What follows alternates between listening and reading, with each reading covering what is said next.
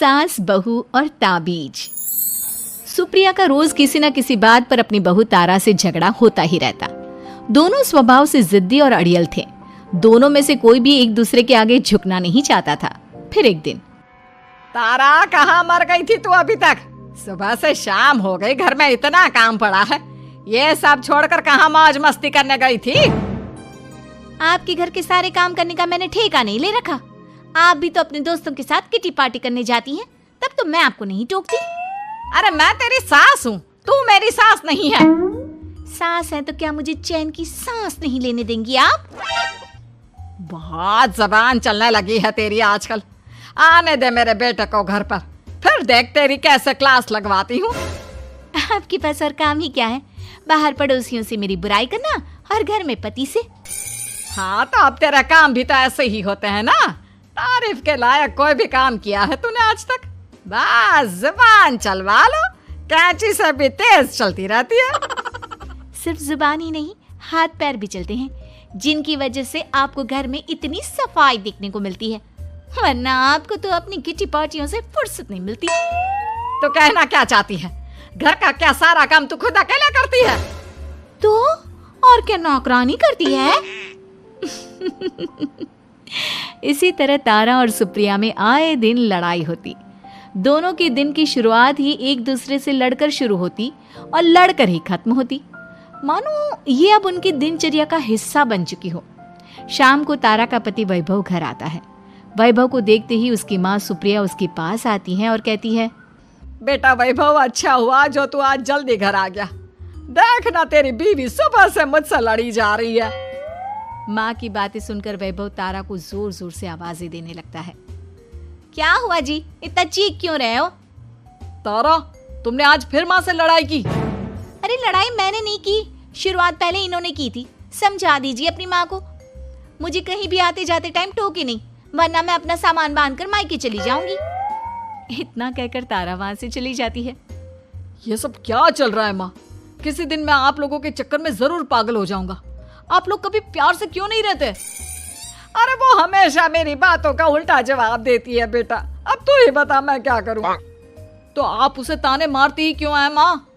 वाह बेटा वाह, तुझे मेरे ताने दिखते हैं, उसका बात करने का तरीका नहीं दिखता। देखा नहीं वो किस तरह से बात करती है मुझसे? मुझे माफ कीजिए माँ, मुझे आप दोनों के बीच में पड़ना ही नहीं है। आप दोनों ही एक जैसे हो। इतना कहकर वैभव वहां से चला जाता है। वैभव के जाने के बाद सुप्रिया सोच में पड़ जाती है। धीरे धीरे समय बीतने लगता है और एक दिन सुप्रिया को पता चलता है कि उनके गांव में एक महात्मा ठहरे हुए हैं जो वशीकरण करना जानते हैं। तो सुप्रिया भागते हुए उन बाबा का पता ढूंढने निकल पड़ती है। इस बात की खबर जैसे ही तारा को चलती है, वो भी उस बाबा की खोज में निकल पड़ती है। अगले दिन सुबह, आज तारा और सुप्रिया दोनों ही बहुत अच्छे मूड में होती है। ना सुप्रिया तारा को देखकर कोई ताना मारती है, ना तारा अपनी सास से बेवजह उलझती है। दोनों मिल बांट कर रसोई में काम करती हैं। भाई तारा, जरा मुझे वो चाय पत्ती पकड़ाना। ये लीजिए माँ जी, क्या आप मेरे लिए भी चाय बना देंगी? अरे हाँ हाँ, क्यों नहीं। इसी तरह दिन बीतते हैं और दोनों का रिश्ता भी निखरने लगता है। ऐसे ही देखते 3 महीने बीत जाते हैं। आजकल ये मैं क्या देख रहा हूँ? अचानक आप दोनों के बीच इतना प्यार कैसे हो गया?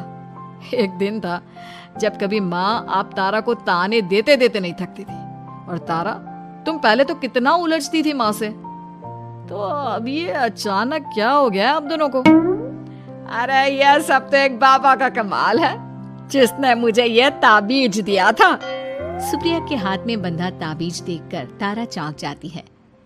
ये ताबीज तो उस बाबा ने मुझे भी दिया था, आपको अपने वश में करने के लिए। इसका मतलब तू भी उस बाबा से मिलने गई थी?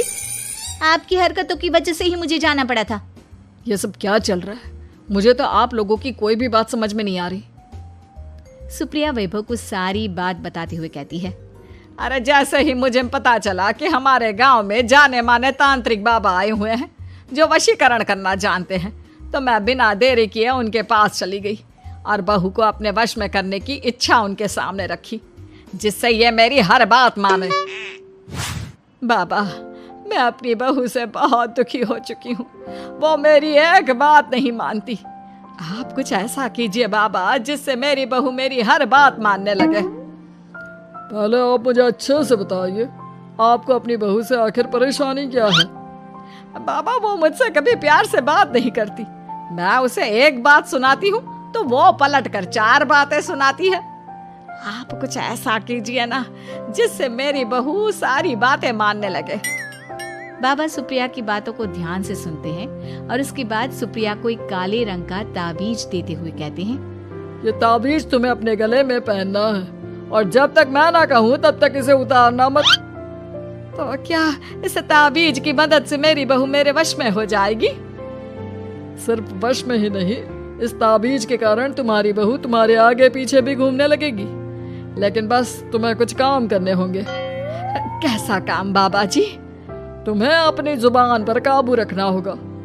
उससे जो भी काम करवाना हो हमेशा प्यार से बात करनी होगी। धीरे धीरे वो तुम्हारी मुट्ठी में आ जाएगी। अरे ठीक है बाबा जी, जैसा आप कहेंगे ठीक मैं वैसा ही करूंगी। तारा ये सब सुनकर चौंक जाती है। ऐसा ही कुछ तो मेरे साथ भी हुआ था जब मैं उस बाबा से मिलने गई थी। बाबा जी, मैं अपनी सास से बहुत तंग आ चुकी हूँ। वो हर रोज किसी न किसी बहाने मुझसे लड़ती रहती हैं। आप प्लीज कुछ ऐसा करिए ना जिससे मेरी सास सुधर जाए और मुझे बेवजह टोकना बंद कर दे। तारा की ये बातें सुनकर पहले तो बाबा सोच में पड़ जाते हैं। उसके बाद वो तारा को भी काले रंग का ताबीज पकड़ाते हुए कहते हैं, ये लो बिटिया, इसे अपने गले में पहन लो और जब तक मैं तुम्हें इसे उतारने के लिए ना बोलूं तब तक इसे उतारना नहीं। इस ताबीज को पहनने से तुम्हारी सास तुमसे प्यार करने लगेगी और दिन रात तुम्हारे आगे पीछे घूमेगी। ये सुनकर तारा बेहद खुश हो जाती है। बाबा, इस ताबीज का असर कब तक होगा? अगर तुमने मेरी सारी बातें मानी तो इस ताबीज का असर तुम्हें 2 दिन बाद ही दिखने लगेगा। उसके लिए सबसे पहले तुम्हें अपनी सास को इज्जत देनी होगी, उनके साथ प्यार से बर्ताव करना होगा और अगर कोई भी काम भी करवाना हो तो प्यार से ही बात करनी होगी। फिर देखना वो कैसे तुम्हारे इशारों पर नाचती है। ठीक है बाबा जी, जैसा आपने कहा है मैं ठीक वैसे ही करूंगी। इसका मतलब उस बाबा ने हम दोनों को एक जैसे ताबीज देकर पागल बना दिया। जरूर कोई ढोंगी बाबा होगा। इतने में ही बाबा भी उनके घर पहुंच जाते हैं और मुस्कुराते हुए उनकी ओर आते हैं और उनसे उनके हालचाल पूछते हुए कहते हैं, ताबीज का असर हुआ या नहीं? बाबा जी, आपने हमें एक ही जैसा ताबीज देकर पागल बनाया है। ऐसा कैसे?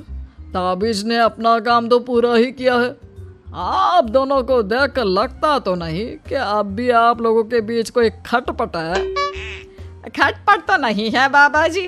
अब तो मेरी बहू मेरी हर छोटी बड़ी जरूरतों का ख्याल रखती है, मेरी सेवा करती है। हाँ, वैसे अब तो मम्मी जी मुझे ताने भी नहीं देती और ना ही कहीं आने जाने में टोकती हैं। जानते हो यह सब कैसे संभव हुआ? कैसे बाबा जी? यह सब तुम दोनों के कारण ही संभव हुआ है।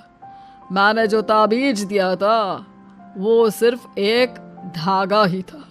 ये चमत्कार तो तुम दोनों ने अपनी जुबान पर संयम रखकर प्यार और संयम के साथ काम करके किया है। बिटिया, कुछ कमी तुम्हारे अंदर थी तो कुछ कमी तुम्हारे सास के अंदर थी। इसीलिए तुम दोनों को सुधारने और तुम्हारी गलती का एहसास कराने का यही एक रास्ता था। बाबा की ये सारी बातें सुनकर सुप्रिया और तारा एक दूसरे की ओर देखने लगते हैं। अब उन दोनों को अपनी गलती का एहसास होता है। शायद आप सही कह रहे हैं बाबा। मैंने कभी अपनी बहू को समझने की कोशिश ही नहीं की। मैंने भी तो कभी आपकी उम्र और ओहदे का लिहाज नहीं किया और जो जब मन में आया बोलती चली गई। हो सके तो मुझे माफ कर देना मम्मी जी। चलो फिर, अगर सब ठीक ही हो गया है तो बाबा जी अब आप भी वापस अर्जुन बन जाइए। वैभव की बात पर बाबा अपनी नकली दाढ़ी हटाते हैं तो उसे देखकर सास बहू हैरान रह जाती हैं। अरे अर्जुन भैया, आप? हाँ भाभी, आप दोनों के रोज रोज वाले झगड़ों से परेशान होकर एक दिन मेरे इस दोस्त ने एक प्लान बनाया और मेरी मदद मांगी, तो मैं इनकार कैसे कर सकता था। और देखिए आज उसका नतीजा हम सबके सामने है। सब जोर जोर से हंसने लगते हैं।